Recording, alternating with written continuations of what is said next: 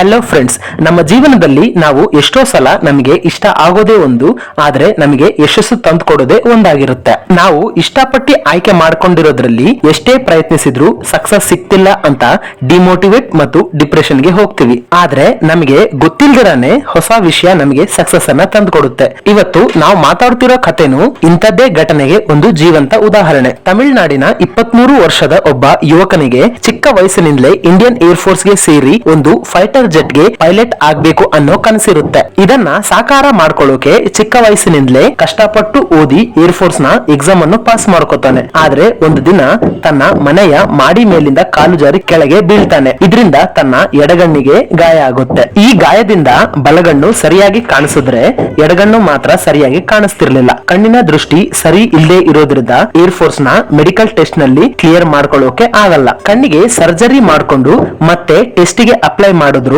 ಅವನಿಗೆ medical test clear ಆಗ್ಲೇ ಇಲ್ಲ. ಇದರಿಂದ ಆತ ನಾನೊಬ್ಬ ಫೇಲ್ಯೂರ್, ನನ್ನ ಕನಸುಗಳೆಲ್ಲ ನುಚ್ಚು ನೂರಾಯ್ತು ಅಂತ ದುಃಖಿಸ್ತಿದ್ದ. ಆದ್ರೆ ಪರಿಸ್ಥಿತಿ ಯಾವತ್ತೂ ಒಂದೇ ತರ ಇರೋಲ್ಲ. ಕೆಲ ವರ್ಷಗಳ ನಂತರ ಅದೇ ಹುಡುಗ ಎಲ್ರೂ ಆಶ್ಚರ್ಯ ಪಡೋ ಹಾಗೆ 5,000 ಕೋಟಿ ಮೌಲ್ಯದ ಬ್ಯಾಂಕ್ ಅನ್ನ ಸ್ಥಾಪಿಸ್ತಾನೆ. ಈ ಬ್ಯಾಂಕ್ ನ ಹೆಸರು IDFC ಫಸ್ಟ್ ಬ್ಯಾಂಕ್. ಆ ಹುಡುಗ ಬೇರೆ ಯಾರು ಅಲ್ಲ, V Vaidyanathan. Friends, Indian air force ಬಗ್ಗೆ ಕನಸು ಕಾಣ್ತಿದ್ದ ವ್ಯಕ್ತಿ ಬ್ಯಾಂಕಿಂಗ್ ಸೆಕ್ಟರ್ ಗೆ ಹೇಗ್ ಬಂದ್ರು? ಒಬ್ಬ ಸಾಧಾರಣ ಬ್ಯಾಂಕ್ ಉದ್ಯೋಗಿ ಆಗಿ ತನ್ನ ಕರಿಯರ್ ಅನ್ನ ಶುರು ಮಾಡಿದ ವ್ಯಕ್ತಿ ಮುಳುಗಡೆ ಆಗ್ತಿದ್ದ ಬ್ಯಾಂಕ್ ಅನ್ನ ಟೇಕ್ ಓವರ್ ಮಾಡಿ ಅದನ್ನ 5,000 ಕೋಟಿ ಮೌಲ್ಯದ ಲಾಭದಾಯಕ ಬ್ಯಾಂಕ್ ಆಗಿ ಹೇಗೆ ಬೆಳೆಸಿದ್ರು ಅನ್ನೋದೇ ಈ ವಿಡಿಯೋದಲ್ಲಿ ನೋಡೋಣ. ಫ್ರೆಂಡ್ಸ್, ವಿಡಿಯೋ ತುಂಬಾ ಇನ್ಫಾರ್ಮೇಟಿವ್ ಆಗಿರುತ್ತೆ. ವಿಡಿಯೋನ ತಪ್ಪದೆ ಕೊನೆವರೆಗೂ ನೋಡಿ. ನಿಮ್ಗೆ ವಿಡಿಯೋದ ಇನ್ಫಾರ್ಮೇಶನ್ ಇಷ್ಟ ಆದ್ರೆ ನಿಮ್ಮ ಕಡೆಯಿಂದ ಸಪೋರ್ಟ್ ಗಾಗಿ ಈ ವಿಡಿಯೋಗೆ ಜಸ್ಟ್ ಒಂದು ಲೈಕ್ ಅನ್ನ ಕೊಡಿ ಸಾಕು. ಇನ್ನ ವಿಷಯಕ್ಕೆ ಬರೋದಾದ್ರೆ, ವೈದ್ಯನಾಥನ್ ಏರ್ ಫೋರ್ಸ್ ಕೆಲಸಕ್ಕೆ ಡಿಸ್ಕ್ವಾಲಿಫೈ ಆದ್ಮೇಲೆ ಅವ್ರಿಗೆ ರಾಂಚಿಯ ಬಿರ್ಲಾ ಇನ್ಸ್ಟಿಟ್ಯೂಟ್ ಆಫ್ ಟೆಕ್ನಾಲಜಿಲಿ ಓದೋ ಅವಕಾಶ ಬರುತ್ತೆ. ಆದ್ರೆ ಚೆನ್ನೈಯಿಂದ ರಾಂಚಿಗೆ ಟ್ರೈನ್ ನಲ್ಲಿ ಹೋಗೋಕು ಅವ್ರ ಹತ್ರ ಕಾಸಿರ್ಲಿಲ್ಲ. ತನ್ನ ಆಸಕ್ತಿ, ಶ್ರಮ, ಪರಿಸ್ಥಿತಿನ ಅರ್ಥ ಮಾಡಿಕೊಂಡು ತನ್ನ ಮ್ಯಾಥ್ಸ್ ಟೀಚರ್ ವೈದ್ಯನಾಥನ್ಗೆ 5,000 ಕೊಟ್ಟು ರಾಂಚಿಗೆ ಕಳುಹಿಸಿಕೊಡ್ತಾರೆ. ಇಲ್ಲಿ ಎಜುಕೇಶನ್ ಮುಗಿದ್ಮೇಲೆ ವೈದ್ಯನಾಥನ್ 1990ರಲ್ಲಿ ಸಿಟಿ ಬ್ಯಾಂಕ್ ಅಲ್ಲಿ ಸಾಧಾರಣ ಉದ್ಯೋಗಿಯಾಗಿ ಕೆಲಸಕ್ಕೆ ಸೇರ್ಕೋತಾರೆ. ಇಲ್ಲೇ 10 ವರ್ಷ ಕೆಲಸನ ಮಾಡ್ತಾರೆ. ನಂತರ 2000 ಇಸ್ವಿಲಿ ಸಿಟಿ ಬ್ಯಾಂಕ್ ಅಲ್ಲಿ ಇದ್ದ ಎಕ್ಸ್ಪೀರಿಯನ್ಸ್ ಮೇಲೆ ICICI ಬ್ಯಾಂಕ್ ಅಲ್ಲಿ ಕೆಲಸನ ಗಿಟ್ಟಿಸ್ಕೊಳ್ತಾರೆ. ವೈದ್ಯನಾಥನ್ 10 ವರ್ಷಗಳ ಕಾಲ ಸಿಟಿ ಬ್ಯಾಂಕ್ ಅಲ್ಲಿ ಕಲ್ತ್ಕೊಂಡಂತ ಬ್ಯಾಂಕಿಂಗ್ ನಾಲೆಜ್ ಅನ್ನ ICICI ಬ್ಯಾಂಕ್ ಅನ್ನ ಡೆವಲಪ್ ಮಾಡೋದಕ್ಕೆ ಬಳಸ್ತಾರೆ. 2000 ಇಸ್ವಿಲಿ ICICI ಬ್ಯಾಂಕ್ ಇವತ್ತು ಮಾಡ್ತಿರೋ ತರ ಬಿಸ್ನೆಸ್ ಅನ್ನ ಮಾಡ್ತಾ ಇರಲಿಲ್ಲ. ಅವರು ಮುಖ್ಯವಾಗಿ ಹೋಲ್ಸೇಲ್ ಲೋನ್ಸ್ ಮೇಲೆ ಡಿಪೆಂಡ್ ಆಗಿದ್ರು. ರಿಟೇಲ್ ಲೋನ್ಸ್ ಅನ್ನ ಅವರು ಕೊಡ್ತಾನೆ ಇರಲಿಲ್ಲ. ಫ್ರೆಂಡ್ಸ್, ಹೋಲ್ಸೇಲ್ ಲೋನ್ಸ್ ಮತ್ತು ರಿಟೇಲ್ ಲೋನ್ ಅಂದ್ರೆ ಏನು ಅಂತ ನೋಡೋಣ. ಬ್ಯಾಂಕಿಂಗ್ ಸೆಕ್ಟರ್ ನಲ್ಲಿ ನಾವು ಪ್ರಮುಖವಾಗಿ 2 ತರದ ಲೋನ್ಸ್ ಗಳನ್ನ ನೋಡ್ತೀವಿ. ಒಂದು ಹೋಲ್ಸೇಲ್ ಲೋನ್, ಇನ್ನೊಂದು ರಿಟೇಲ್ ಲೋನ್ಸ್. ಹೋಲ್ಸೇಲ್ ಲೋನ್ಸ್ ಅಂದ್ರೆ ಲೋನ್ ಗಳನ್ನ ದೊಡ್ಡ ದೊಡ್ಡ ಕಾರ್ಪೊರೇಟ್ ಕಂಪನಿಗಳಿಗೆ, ಬಿಸಿನೆಸ್ ಗಳಿಗೆ, ಫೈನಾನ್ಷಿಯಲ್ ಇನ್ಸ್ಟಿಟ್ಯೂಷನ್ಸ್ ಗಳಿಗೆ ಕೊಡುವಂತ ಲೋನ್ಸ್. ಇನ್ನ ರಿಟೇಲ್ ಲೋನ್ಸ್ ಅಂದ್ರೆ ನಮ್ಮಂತ ಜನಸಾಮಾನ್ಯರಿಗೆ ಕೊಡುವಂತ ಲೋನ್ಗಳು. ಇವುಗಳಲ್ಲಿ personal loan, vehicle loan, home loan, education loans ನಂತವು ಬರ್ತವೆ. 2001ರಲ್ಲಿ ICICI ಬ್ಯಾಂಕ್ ಹೋಲ್ಸೇಲ್ ಲೋನ್ಸ್ ಗಳನ್ನ ಕೈಬಿಟ್ಟು ರಿಟೇಲ್ ಲೋನ್ಸ್ ಗಳಿಗೆ ಹೆಚ್ಚಿನ ಪ್ರಾಶಸ್ತ್ಯನ ಕೊಡುತ್ತೆ. ರಿಟೇಲ್ ಲೋನ್ಸ್ ಮುಖಾಂತರ ICICI ಬ್ಯಾಂಕ್ ಅವರು ಜನಸಾಮಾನ್ಯರಿಂದನೇ ಡೆಪಾಸಿಟ್ ಅನ್ನ ತಗೊಂಡು ಅದೇ ಕಾಸನ್ನ ಜನರಿಗೆ ಲೋನ್ಸ್ ಗಳಾಗಿ ಕೊಡೋದಕ್ಕೆ ಮುಂದಾಗ್ತಾರೆ. ಈ ರಿಟೇಲ್ ಲೋನ್ಸ್ ಗಳನ್ನ ಕೊಡಬೇಕಂದ್ರೆ ತಮ್ಮ ಬಿಸ್ನೆಸ್ ಅನ್ನ ಎಕ್ಸ್ಪ್ಯಾಂಡ್ ಮಾಡಬೇಕು. ಇದರರ್ಥ ICICI ಬ್ಯಾಂಕ್ ಅವರು ಭಾರತದ ಎಲ್ಲಾ ಸಿಟಿಗಳಲ್ಲಿ ತಮ್ಮ ಬ್ರಾಂಚ್ ಅನ್ನ ಓಪನ್ ಮಾಡಬೇಕು. ಈ ಬ್ರಾಂಚ್ ಗಳ ಮುಖಾಂತರನೇ ಜನಸಾಮಾನ್ಯರಿಗೆ ಲೋನ್ಸ್ ಅನ್ನ ಕೊಟ್ಟು ಬಿಸ್ನೆಸ್ ಅನ್ನ ಮಾಡಬೇಕು. ಈ ಟೋಟಲ್ ಪ್ರೋಸೆಸ್ ಅನ್ನ 10 ವರ್ಷ ಎಕ್ಸ್ಪೀರಿಯನ್ಸ್ ಇದ್ದಂತ ವೈದ್ಯನಾಥನ್ ಅವರು ನೋಡ್ಕೋತಿದ್ರು. ಹಾಗೆ ಅವರು ICICI ಬ್ಯಾಂಕ್ ನ ರಿಟೇಲ್ ಬಿಸ್ನೆಸ್ ಅನ್ನ ಸಕ್ಸಸ್ಫುಲ್ ಮಾಡ್ತಾರೆ. ಈ ಸಕ್ಸಸ್ ಇಂದ ಖುಷಿಯಾದ ICICI ಬ್ಯಾಂಕ್ ವೈದ್ಯನಾಥನ್ ಅವರನ್ನ 32 ವರ್ಷಕ್ಕೆ ತಮ್ಮ ಬ್ಯಾಂಕ್ ನ ಪರ್ಸನಲ್ ಫೈನಾನ್ಸ್ ಸರ್ವಿಸಸ್ ನ ಡಿವಿಷನ್ ಗೆ CEO ಆಗಿ ಮಾಡ್ತಾರೆ. 2001ರಿಂದ 2010ರ ಮಧ್ಯೆ ICICI ಬ್ಯಾಂಕ್ ನ personal finance, rural banking, life insurance ನಂತ ಎಷ್ಟೋ ಡಿವಿಷನ್ ಗಳಿಗೆ ಹೆಡ್ ಆಗಿ ಕೆಲಸ ಮಾಡ್ತಾರೆ. ಇದರಿಂದ ವೈದ್ಯನಾಥನ್ರಿಗೆ ಗೊತ್ತಾಗಿದ್ದು ಏನು ಅಂದ್ರೆ, ಒಂದು ಬ್ಯಾಂಕಿಂಗ್ ಅಥವಾ ಫೈನಾನ್ಷಿಯಲ್ ಇನ್ಸ್ಟಿಟ್ಯೂಷನ್ ಇಂಡಿಯಾದಲ್ಲಿ ಸಕ್ಸಸ್ಫುಲ್ ಆಗ್ಬೇಕಂದ್ರೆ ಅವರು ಫೋಕಸ್ ಮಾಡಬೇಕಾಗಿರೋದು ಕಾರ್ಪೊರೇಟ್ ಕಂಪನಿಗಳ ಮೇಲೋ ಬಿಸ್ನೆಸ್ ಗಳ ಮೇಲೋ ಅಲ್ಲ, ಅವರು ಜನಸಾಮಾನ್ಯರ ಮೇಲೆ ಫೋಕಸ್ ಮಾಡಬೇಕಂತ. 2010ರಲ್ಲಿ ವೈದ್ಯನಾಥನ್ ICICI ಬ್ಯಾಂಕ್ ನ ICICI ಪ್ರುಡೆನ್ಶಿಯಲ್ ಸಂಸ್ಥೆಗೆ CEO ಆಗಿ ಕೆಲಸ ಮಾಡ್ತಿದ್ರು. ಈ ಹೊತ್ತಲ್ಲೇ ಅವ್ರಿಗೊಂದು ಅವಕಾಶ ಬರುತ್ತೆ. ಅದೇನಂದ್ರೆ, ಬಿಗ್ ಬಜಾರ್ ನ ಮಾಲೀಕರಾದ ಕಿಶೋರ್ ಬಿಯಾನಿ ಅವರ ಹತ್ರ ಫ್ಯೂಚರ್ ಗ್ರೂಪ್ ಅನ್ನೋ ಒಂದು ಸಂಸ್ಥೆ ಇತ್ತು.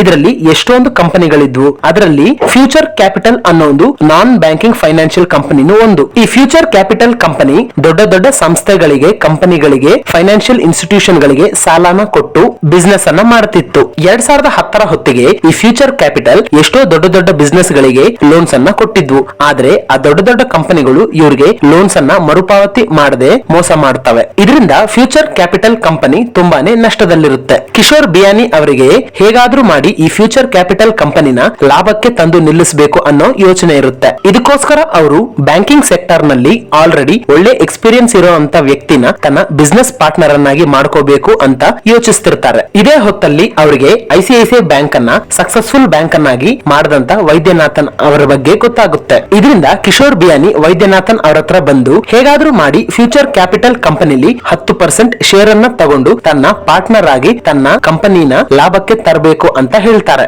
ನಷ್ಟದಲ್ಲಿರೋ ಕಂಪನಿಲಿ ಶೇರ್ ಅನ್ನ ತಗೊಳ್ಳೋದು ಒಂದು ದೊಡ್ಡ ರಿಸ್ಕ್ ಅಂತ ತುಂಬಾ ಜನ ಅಂದ್ಕೋತಾರೆ. ಆದ್ರೆ ಬ್ಯಾಂಕಿಂಗ್ ಸೆಕ್ಟರ್ ನಲ್ಲಿ ಎಕ್ಸ್ಪೀರಿಯನ್ಸ್ ಇರುವಂತ ವೈದ್ಯನಾಥನ್ರಿಗೆ ಇದೊಂದು ಒಳ್ಳೆ ಅವಕಾಶ ತರ ಕಾಣಿಸುತ್ತೆ. ಇದರಿಂದ ಅವರು ಒಂದು ದೊಡ್ಡ ರಿಸ್ಕ್ ಅನ್ನ ತಗೊಳ್ಳೋದಕ್ಕೆ ಮುಂದಾಗ್ತಾರೆ. ಅದೇನಂದ್ರೆ ಇಷ್ಟು ವರ್ಷ ತಾನು ಕಷ್ಟಪಟ್ಟು ಸಂಪಾದಿಸಿದ ಮನೆ, ಮಠ, ಆಸ್ತಿಗಳನ್ನೆಲ್ಲ ಮಾರಿ ಸುಮಾರು 78 ಕೋಟಿ ತಂದು ಫ್ಯೂಚರ್ ಕ್ಯಾಪಿಟಲ್ ಗ್ರೂಪ್ ಅಲ್ಲಿ 10% ಶೇರ್ ಅನ್ನ ಖರೀದಿ ಮಾಡ್ತಾರೆ. ವೈದ್ಯನಾಥನ್ ಅವರು ಈಗ ಶತಾಯ ಗತಾಯ ಈ ಫ್ಯೂಚರ್ ಕ್ಯಾಪಿಟಲ್ ಕಂಪನಿನ ಲಾಭಕ್ಕೆ ತರಲೇಬೇಕು. ಇಲ್ಲ ಅಂದ್ರೆ ಆತ ಮತ್ತು ತನ್ನ ಕುಟುಂಬ ಬೀದಿಗೆ ಬೀಳ್ಬೇಕಾಗುತ್ತೆ. ಇದರಿಂದ ಅವರು ಫ್ಯೂಚರ್ ಕ್ಯಾಪಿಟಲ್ ಕಂಪನಿನ ಹೇಗಾದ್ರೂ ಲಾಭಕ್ಕೆ ತಂದು ನಿಲ್ಲಿಸಬೇಕು ಅಂತ ಈ ಕಂಪನಿ ಬಗ್ಗೆ ತುಂಬಾನೇ ರಿಸರ್ಚ್ ಅನ್ನ ಮಾಡ್ತಿರ್ತಾರೆ. ಈ ರಿಸರ್ಚ್ ಅಲ್ಲಿ ಅವ್ರಿಗೊಂದು ಫಾರ್ಮುಲಾ ಗೊತ್ತಾಗುತ್ತೆ. ಈ ಫಾರ್ಮುಲಾನ ಆಲ್ರೆಡಿ ಕೋಟಕ್ ಮಹೀಂದ್ರ ಬ್ಯಾಂಕ್ ಅಲ್ಲಿ ಉದಯ್ ಕೋಟಕ್ ಅವರು ಬಳಸಿದ್ರು. ಈ ಫಾರ್ಮುಲಾ ಏನು ಅಂದ್ರೆ ನಾವು ಮೊದಲು ಒಂದು ಪ್ರಾಫಿಟಬಲ್ ನಾನ್ ಬ್ಯಾಂಕಿಂಗ್ ಫೈನಾನ್ಷಿಯಲ್ ಕಂಪನಿನ ಹುಟ್ಟಾಕ್ಬೇಕು. ಆಮೇಲೆ ಇದಕ್ಕೆ RBI ಇಂದ ಲೈಸೆನ್ಸ್ ಅನ್ನ ತಗೊಂಡು ಈ ನಾನ್ ಬ್ಯಾಂಕಿಂಗ್ ಫೈನಾನ್ಷಿಯಲ್ ಕಂಪನಿನ ಒಂದು ಬ್ಯಾಂಕ್ ಆಗಿ ಪರಿವರ್ತಿಸಬೇಕು. ಇದು ಮಾರ್ಕೆಟ್ ಅಲ್ಲಿ ತುಂಬಾನೇ ಸಕ್ಸಸ್ ಆಗುತ್ತೆ. ಕೋಟಕ್ ಮಹೀಂದ್ರ ಬ್ಯಾಂಕ್ ಕೂಡ ಇದೇ ಫಾರ್ಮುಲಾನ ಬಳಸಿ ಮೊದಲು ಕೋಟಕ್ ನಾನ್ ಬ್ಯಾಂಕಿಂಗ್ ಫೈನಾನ್ಷಿಯಲ್ ಕಂಪನಿ ಆಗಿದ್ದು 2003ರಲ್ಲಿ RBI ಇಂದ ಲೈಸೆನ್ಸ್ ಅನ್ನ ತಗೊಂಡು ಇವತ್ತು ನಾವು ನೋಡ್ತಿರೋ ಕೋಟಕ್ ಮಹೀಂದ್ರ ಬ್ಯಾಂಕ್ ಅನ್ನೋ ಒಂದು ಸಕ್ಸಸ್ಫುಲ್ ಪ್ರೈವೇಟ್ ಕಂಪನಿ ಆಗಿದೆ. ಇದೇ ಫಾರ್ಮುಲಾನ ವೈದ್ಯನಾಥನ್ ಅವರು ಫ್ಯೂಚರ್ ಕ್ಯಾಪಿಟಲ್ ಕಂಪನಿಲು ಅಳವಡಿಸಿಕೊಬೇಕು ಅಂತ ಅಂದ್ಕೋತಾರೆ. ಹೀಗಾಗ್ಬೇಕಂದ್ರೆ ಮೊದಲು ಫ್ಯೂಚರ್ ಕ್ಯಾಪಿಟಲ್ ಕಂಪನಿನ ಲಾಭಕ್ಕೆ ತರಬೇಕು. 2010 ಹೊತ್ತಿಗೆ ಫ್ಯೂಚರ್ ಕ್ಯಾಪಿಟಲ್ ಕಂಪನಿ ವರ್ಷಕ್ಕೆ ಸುಮಾರು 30 ಕೋಟಿ ರೂಪಾಯಿಗಳ ನಷ್ಟದಲ್ಲಿರುತ್ತೆ. ಇದಕ್ಕೆ ಕಾರಣ ಫ್ಯೂಚರ್ ಕ್ಯಾಪಿಟಲ್ ಕಂಪನಿಲಿ ಲೋನ್ಸ್ ತಗೊಂಡಂತ ದೊಡ್ಡ ದೊಡ್ಡ ಕಂಪನಿಗಳು ಅವರಿಗೆ ಲೋನ್ಸ್ ಅನ್ನ ವಾಪಸ್ಸು ಕೊಡ್ಲೇ ಇಲ್ಲ. ಇದನ್ನ ಗಮನಿಸಿದಂತ ವೈದ್ಯನಾಥನ್ ಅವರು ಇಮಿಡಿಯೇಟ್ ಆಗಿ ದೊಡ್ಡ ದೊಡ್ಡ ಬಿಸ್ನೆಸ್ ಗಳಿಗೆ ಕೊಡ್ತಿದ್ದಂತ ಲೋನ್ ಗಳನ್ನ ನಿಲ್ಲಿಸಿ ಅದರ ಬದಲಾಗಿ MSME ಕಂಪನಿಗಳಿಗೆ ಲೋನ್ಸ್ ಅನ್ನ ಕೊಡೋದಕ್ಕೆ ಶುರು ಮಾಡ್ತಾರೆ. ಇದರಿಂದ ಫ್ಯೂಚರ್ ಕ್ಯಾಪಿಟಲ್ ಕಂಪನಿಗೆ ರಿಸ್ಕ್ ಕಡಿಮೆ ಆಗುತ್ತೆ ಅಂತ ವೈದ್ಯನಾಥನ್ರು ಹೇಳ್ತಾರೆ. ಅದ್ ಹೇಗಂದ್ರೆ ಯಾವುದೇ ದೊಡ್ಡ ಕಂಪನಿಗೆ 100 ಕೋಟಿ ಲೋನ್ ಅನ್ನ ಕೊಟ್ರೆ ಅವರು ಅದನ್ನ ಕಟ್ಲಿಲ್ಲ ಅಂದ್ರೆ 100 ಕೋಟಿನೂ ಲಾಸ್ ಆಗುತ್ತೆ. ಅದೇ ಕಾಸನ್ನ 20 ಚಿಕ್ಕ ಚಿಕ್ಕ ಮೀಡಿಯಂ ಸೈಜ್ ಕಂಪನಿಗಳಿಗೆ ಕೊಟ್ರೆ ಅಲ್ಲಿ 1-2 ಚಿಕ್ಕ ಕಂಪನಿಗಳು ಲೋನ್ ಅನ್ನ ಪಾವತಿ ಮಾಡ್ಲಿಲ್ಲ ಅಂದ್ರೂ ರಿಸ್ಕ್ ಅನ್ನೋದು ಕಡಿಮೆ ಆಗುತ್ತೆ. ಜೊತೆಗೆ ದೊಡ್ಡ ದೊಡ್ಡ ಕಂಪನಿಗಳು ಹೇಗೆ ಲೋನ್ ಕೊಟ್ಟಿರೋ ಬ್ಯಾಂಕ್ ಅನ್ನ ಯಾಮರ್ಸೋಣ ಅಂತ ಯೋಚನೆ ಮಾಡಿದ್ರೆ MSME ಕಂಪನಿಗಳು ಹೇಗಾದ್ರೂ ಮಾಡಿ ಸಾಲನ ಪಾವತಿ ಮಾಡಿ ಇನ್ನೂ ಹೆಚ್ಚಿನ ಲೋನ್ ಅನ್ನ ತಗೋಬೇಕು ಅಂತ ಯೋಚನೆ ಮಾಡ್ತಾರೆ.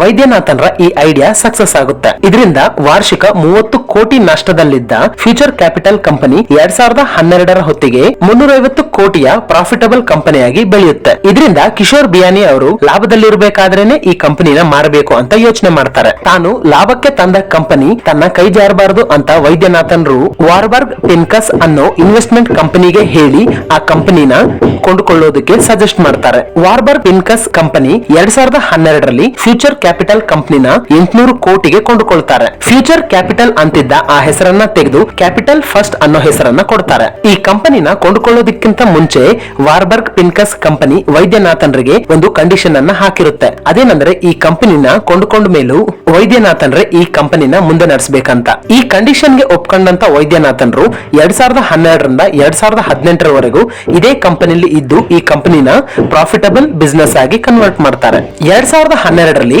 800 ಕೋಟಿ ಕೊಟ್ಟು ಈ ಕಂಪನಿನ ಕೊಂಡುಕೊಳ್ತಾರೆ. ಅದೇ 2018ರ ಹೊತ್ತಿಗೆ ಈ ಕಂಪನಿಯ ವ್ಯಾಲ್ಯೂಯೇಷನ್ ಸುಮಾರು 8,000 ಕೋಟಿಗಳಾಗುತ್ತೆ. ಈಗ ಈ ಕಂಪನಿ ಲಾಭದಲ್ಲಿದೆ.